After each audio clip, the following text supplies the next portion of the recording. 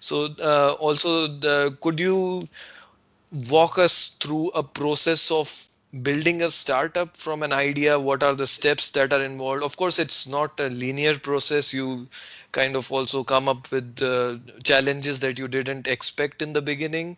But is there a step by step process that one can use for planning in the initial stages, which might also change later? So, how do you build a startup?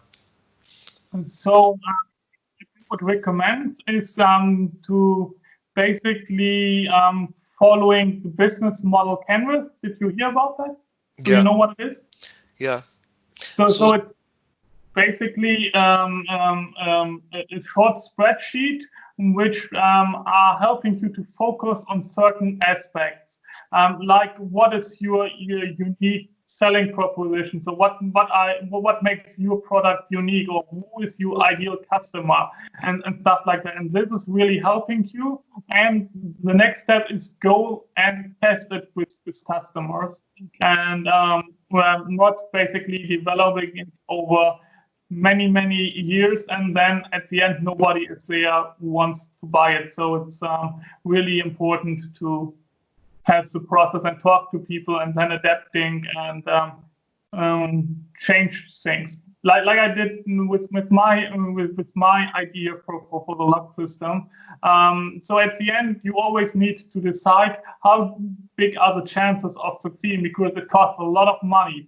When you yeah. have a software company, there's no problem. You rent a server for a few bucks, then you write the software. It's only your time. But when you build hardware, it's really expensive. So you need to build basically tools in order to produce cases for it. So injection molding forms, which are cost more than 10,000 euros, only the forms to produce Oh, basically stuff. And then you need to have certifications, meaning that there's a different company which is checking, are you allowed to put it on the European market? And this costs a lot of money, and you should be 100% sure that there will be a market for it, because when you invest a lot of money and at the end nobody wants to have it, then you are probably broke or you have a lot of debt. And that's something everybody should focus on. So I think business model canvas and talking to people about your idea. When you basically work your product with a business model canvas, then go to people and say, hey, is this something you want to have? Then that's a good chance that you are succeeding. so the first step is basically to get an overall picture of the idea, seeing the requirements, who would be the potential customers, the stakeholders involved, how would the product be actually visually, or the other aspects of the products. And then the first step is not to go directly into building it, but then actually testing the market first. So how was the uh, process of testing the market for your idea like? So did you prepare just CAD models and animations or visualizations and showed it to people? And who are the people you showed it to? And or did you build a small prototype to actually give it to people or potential customers and get their outlook? How do you simplify this process of testing the market before you actually build a product? It could be a challenge in itself, right?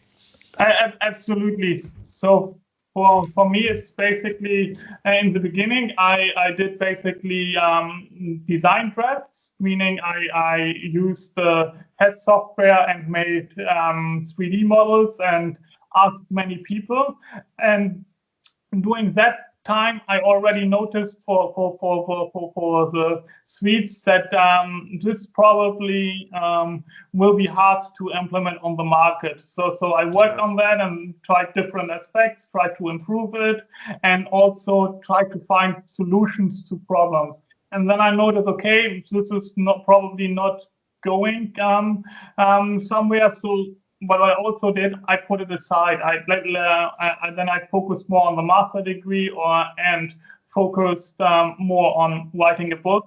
And later on, I took it again and say, hey, how can I change it, and how can I basically do that? And for parcel lockers, for example, it's really something which is which has a huge need. Everybody gets a lot of mail at home, and many people say, hey, I want to have something like that at home so that I don't need to be at home and still can get my mail. But the problem is there, what I noticed when I spoke during to people which basically have big multi-flat homes, that there is not enough space to basically set up a station like that, because the entrance is most of the time very small, and there is not a lot of space in order to set up such a station. And this is something which is really important to find out in the beginning, because when you create something and then say, hey, but we don't have space in order to build something, then this is not the ideal customer for me. So what I'm basically, that's also what I changed. So I changed the target group now to different companies like small little stores where you can give a benefit for them, meaning people can buy online and select, you can pick it up at the store, and then they basically get a notification on your smartphone, so they can pick it up in the store at basically a station. And this is way better, because this helps to solve a problem for also little store owners, because little store owners have a problem that more people buying in the internet, and they need to have new concepts, and they don't have also the manpower to basically handle everything. But when you have a station there, it's a benefit for them. So, and that's what I meant with, you need to go to many different people and talk to them. You are not, it's really, really bad to have an idea and say, hey, I just keep it for myself, because when I tell it to somebody else, then they will steal it, and then I don't have anything anymore. And I think this is not the case. It helps you to improve your product, and you learn a lot of things. Yeah. So And interesting. but also you are willing to change your product, meaning that when people have a different opinion and say, hey, I want to have it this way, then you need to be flexible enough to adapt. So this idea of actually keeping your unique idea to yourself because it's so special and somebody will steal it is really faulty and would actually prevent you from make commercializing it essentially. And you Absolutely, get yeah. more when you talk to people, when you listen to their opinions, you get more outputs or inputs, should I say. And in a way, then you also learn that probably the idea that you came up with is not needed, but somebody tells you, or a lot of people tell you, that a similar uh, kind of idea could work, and then you remake your product, or rethink about your idea. So talking to people is actually a very crucial part of testing the market, because you also don't know who your market is. When you talk to a variety of people, then you know more, right? Absolutely. And to give a little bit more details to it, when I talk to many other entrepreneurs and founders, and listening to their idea, many people like to build two-sided market platform ideas, meaning they want to build the next Uber, Airbnb, and stuff like that. And this is really, really difficult and really, really capital intensive, because you have two markets in Airbnb and Uber. You need to have drivers or people who are willing to rent their flat. And then on the other hand, you need also to have customers which are willing to to do that. And this is way more difficult to implement than a simple idea. But many people say, hey, I want to be the next Uber, I want to be the next Airbnb, I want to be next Facebook. And this is probably not gonna work. Even if you have people which are saying this is a good idea, but there are also challenges besides that, so which you need to focus on. So I'll just continue now. Yeah. So you talk about the importance of talking to people in testing the market and everything. So after the testing of the market is done, and now you're sure that this is a product that people are willing to buy, then what is the next step? So the next step is to implement it with a customer which is working together with you, meaning a person or a company which is saying, hey, I want to implement that. This is helping me in my organization, and I'm willing to test it. Because you need somebody which is also saying and giving you feedback, okay, this is not working, I like to have it this way. Meaning you need to have pilot customers which are willing to build the project with you. And for them, they need to have a huge pain, basically, because when they don't have a pain, when everything is working fine, why should they spend time on you to develop a new product? Yeah. So how do you get these pilot customers or people who would be willing to give ideas or contribute to your project? So there is no easy solution, meaning you need to go and ask them, meaning you go to this company and say, hey, I have a service. Is this something which is helping you? Yes, great. Let's do it together. No, why not? And you're getting feedback, and it's okay. Why people are not want to have it? So there is no way going out on the street, basically asking them and. Okay. Yeah, I get it. So at what point does patenting your idea come in? So in my case, I think I did it definitely the one time, but I think I was also deluded, because when you see a lot of series like Shark Tank, or for example, where the big investors saying, do you have a patent? Do you have protected somewhere?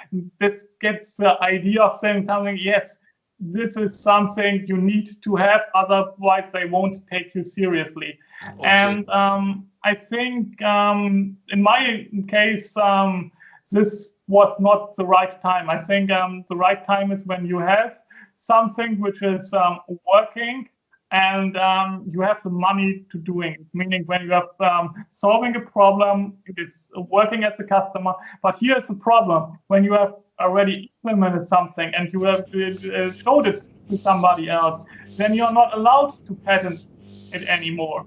So there's this huge chicken and egg problem. Meaning when you do it too early, it costs a lot of money, and the money could be wasted. When you do it too late, then you may reveal too much of the technology that you can't patent it anymore. So actually, in my case, I think it was a good idea to patent it, because it proves that it's innovative new technology, but everything else not really important. Like I discussed it before, that I wouldn't be able to fight it because I don't have the money. When a big company say, hey, great idea, great concept, they will copy it. So yeah, so there is actually no standard step in this process of building a startup when you should be filing a patent. It's actually quite tricky, because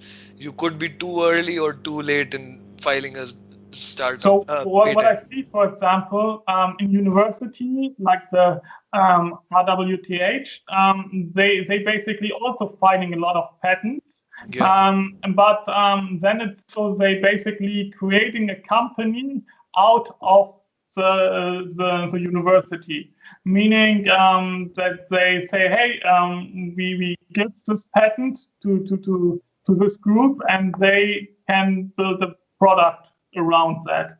And so later on, there's no risk for the founders because they don't need to spend hundred thousands of euros and finding a patent. But the university will get a lot of money when the company is successful from that. So it's basically a win-win situation in this case. Okay. Yeah, that's quite interesting to know. I mean, the different ways and different times one should be filing the patent and Mhm. other things. So also after you have after you have tested your market and then you have even filed your patent. So I mean I think you are at this stage right now when you have already filed your patent, and so once you receive your patent confirmation, do you begin your manufacturing thing immediately, or do you take some time to analyze some of the things? How do you go about after this? I think it really depends on the project what you need to do there. There's no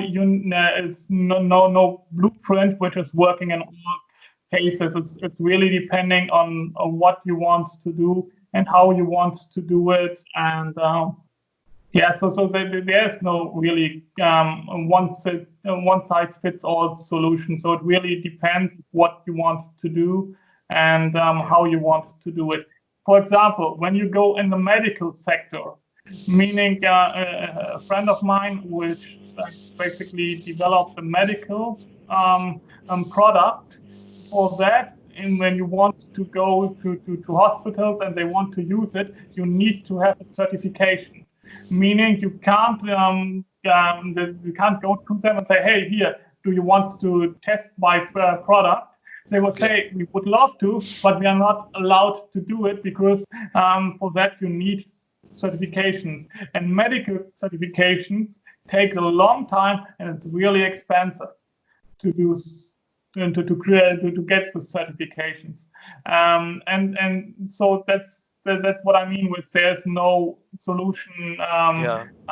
for there's no blueprint or one size fits all solution. So it really depends where in which sector you are in, what you want to do, and how you want to do it. Yeah. So And for example, when I take and go back to the two-sided markets, for that you need investors. There's no way that you're building a social network or something like that without having a lot of money. okay, okay. Yeah, I can see that there is no standard way, and it depends on the industry you are targeting, and there are lots of other unpredictabilities that one cannot, judge beforehand.